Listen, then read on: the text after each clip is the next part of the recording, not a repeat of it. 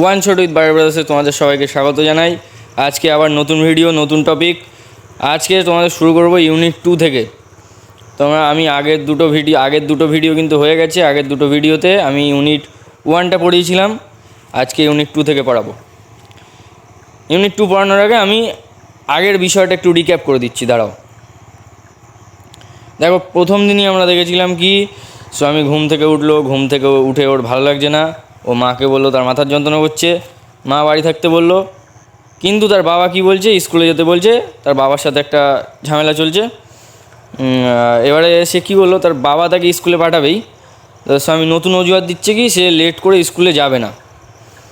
তার জন্য এবার তার বাবা তাকে বলছে যে কেন তুমি লেট করে যাবে না, এটা তোমার ভুল, এটা তোমাকে যেতেই হবে। এবার স্বামী তখন কি বলছে যে তাদের স্কুলে একটা স্যার আছে, সেই স্যার কি করে লেট করে যারা যায় তাদেরকে বকাবকি করে। তো স্বামীর বাবা এবার বলছে তাহলে তো হেড স্যারকে বলা দরকার, সেটা বলছে। তো স্বামী কী জানিয়েছিল, এই দেখো লাস্ট লাইনটা দেখো, they say that even the headmaster is afraid of him. Swami বলেছিল যে হেডমাস্টারও সেই স্যামুয়েল স্যার ভয় পায়। স্যারের নাম ছিল স্যামুয়েল, সেই স্যামুয়েল স্যারকে হেড স্যারও নাকি ভয় পায়। তা ঠিক আছে, এইবার আমরা দেখবো হেড স্যারকে কতটা কেমন, কে কী ভয় পায়, কি আরও কী হবে পরে, সেগুলো আমরা এই ভিডিওতে দেখব। ভিডিওর সাথে থাকো তোমরা। চলো আমরা ইউনিট 2 থেকে আজকে পড়ব।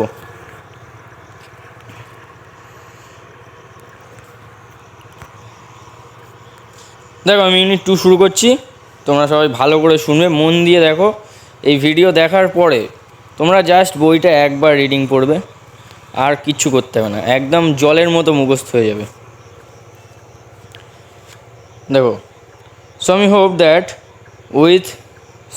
দ্যাট, চলো কেটেই মানে বলি। স্বামী আশা করেছিল যে উইথ দিস মানে এটার দ্বারা মানে কোনটার দ্বারা, এটা হচ্ছে আগের ভিডিওতে বলেছিলাম। এটার দ্বারা মানে হচ্ছে স্বামীর অজুহাতটার দ্বারা। স্বামী লাস্ট কী অজুহাত দিয়েছিল, যে সে লেট করে যেতে পারবে না। আরও সে স্যামুয়েল স্যারের ব্যাপারে অনেক কিছু বলেছিল, যে স্যামুয়েল স্যার বকে টকে। ও সেই অজুহাতটার কথা বলছে, যে এই অজুহাতটার দ্বারা his father would be made to see, তার বাবা হয়তো বা বুঝতে পারবেন।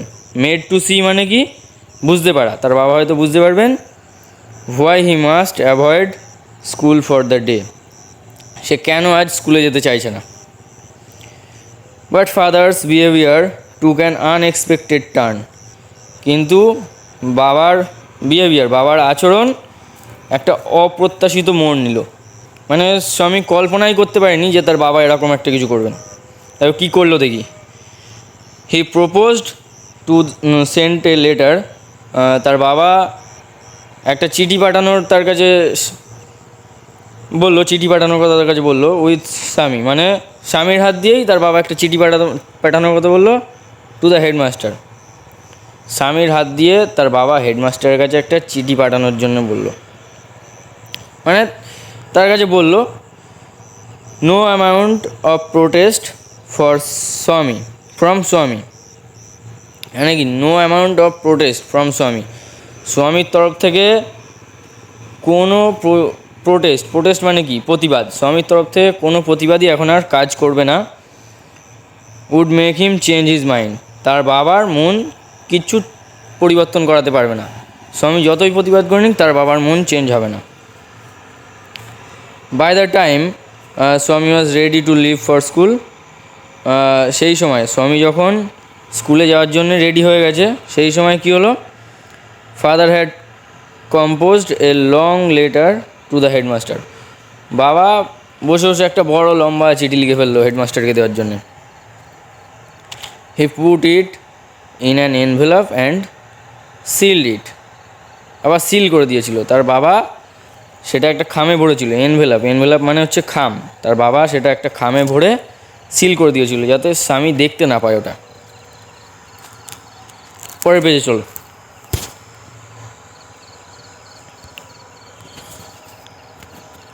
দেখো, হোয়াট হ্যাভ ইউ রিটেন, এটা কি স্বামী জিজ্ঞেস করছে, what have you written father, তুমি কী লিখেছো বাবা।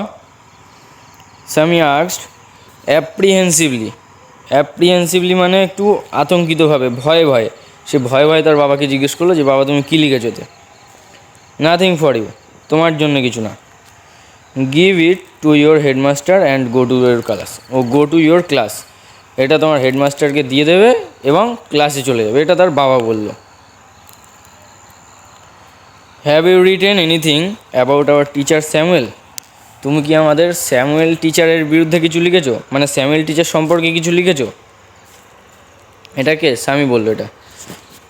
আর তার বাবা বলছে ইয়েস প্লেন্টি অফ থিংস, হ্যাঁ অনেক কিছুই লিখেছি।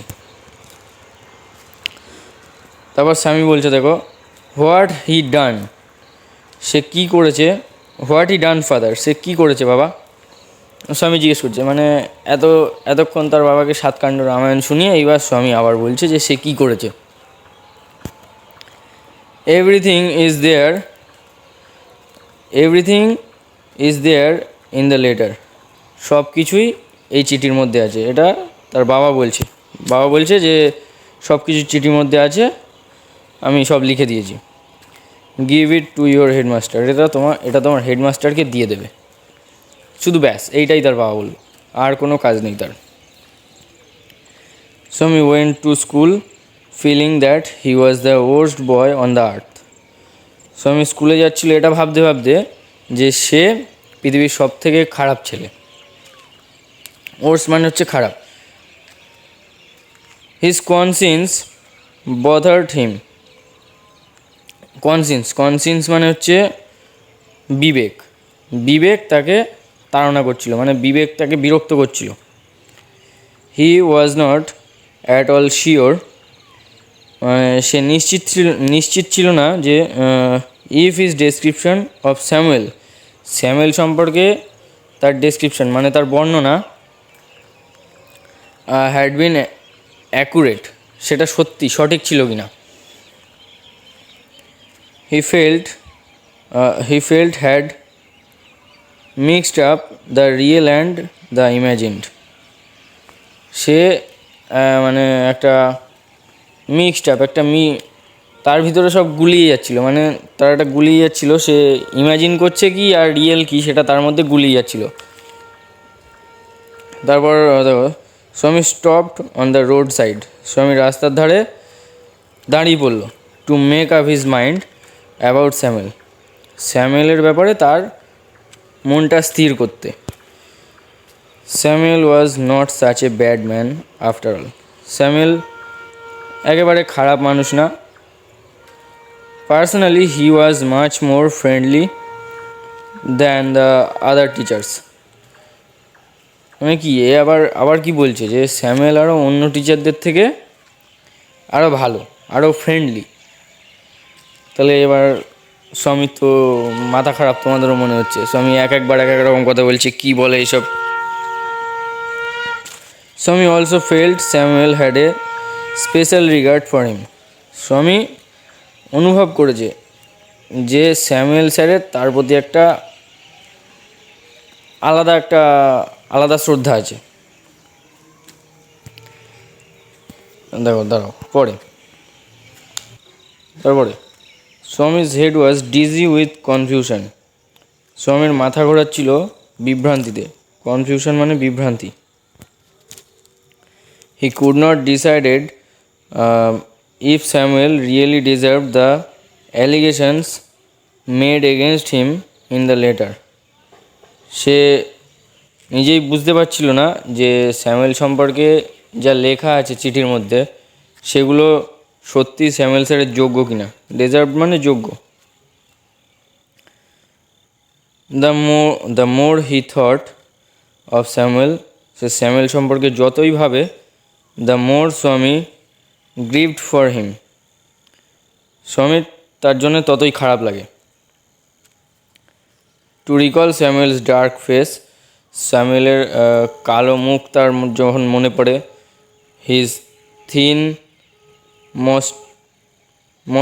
মস্টেক, এই বানানগুলো কিন্তু ভালো করে পড়তে হবে, তার মানে তার যে পাতলা দাড়ি, গোপ, আনসেভেন চেক মানে কামানো কামানো দাড়ি, কামানো গাল তার, অ্যান্ড ইয়েলো কোট এবং হলুদ coat, field Swaminathan with sorrow, স্বামীনাথনকে দুঃখে ভরিয়ে দেয়। আচ্ছা, এবারে চলো এক্সারসাইজগুলো দেখে নিই।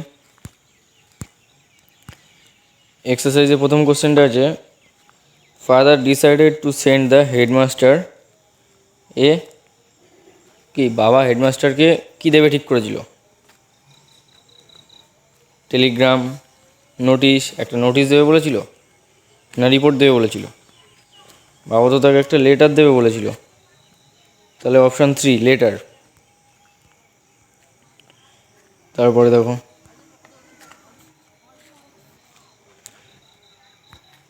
while going to school স্বামী was bothered by, স্বামী যখন স্কুলে গেছিলো মানে স্কুলে যাচ্ছিলো যখন, তখন স্বামীকে বিরক্ত করছিল কে? কে বিরক্ত করছিল মনে করো? না দেখো, আগের পেজে যাই, এই দেখো এখানে চোখের সামনে দেখো, স্বামী, এই যে দেখো, হিজ কনসিস্টেন্স bothered him। 2 নম্বর প্রশ্নটা, while going to school স্বামী was bothered by, যখন স্কুলে যাচ্ছিল স্বামী তখন স্বামীকে বিরক্ত করছিল কে? ভাবো ভাবো, বিরক্ত করছিল কে? দেখে আসি চলো। এই যে দেখো দেখা যাচ্ছে, হিজ কনসিয়েন্স bothered him, মানে তার বিবেক তাকে বিরক্ত করছিল বারবার। তাহলে এটা অপশান এ হয়ে যাবে। তারপর the colour of Samuel's coat, স্যামুয়েলের জ্যাকেটের রং কী ছিল? এক্ষুনি বললাম এটা, স্যামুয়েলের জ্যাকেটের রং কী ছিল? একদম লাস্ট ছিল, দেখিয়ে দাও। এই যে ইয়েলো কোট, এটা স্যামুয়েলের ইয়েলো কোট। তাহলে এটা দেখো ইয়েলো কোথায় আছে? ইয়েলো আছে অপশান 4-এ। তাহলে অপশান 4টা হয়ে গেল ঠিক উত্তর। তারপরে বাকিগুলো দেখো, father's behaviour to can dash, বাবার আচরণ মোড় নিয়েছিল, কোন দিকে মোড় নিয়েছিল? বাবার আচরণ টু ক্যান ড্যাশ, এই সেম লাইনটা খুঁজে বার করতে হবে। আচ্ছা, এই 5-এর এটা হোম টাস্ক থাকছে, এইটা আমি করবো না, এটা তোমরা নিজেরা ট্রাই করবে, এটা আমি পরের দিন করিয়ে দেবো। আর এই ফলোয়িং কোশ্চেন, এই আনসারগুলোও আমি পরের দিন আলোচনা করে দেবো।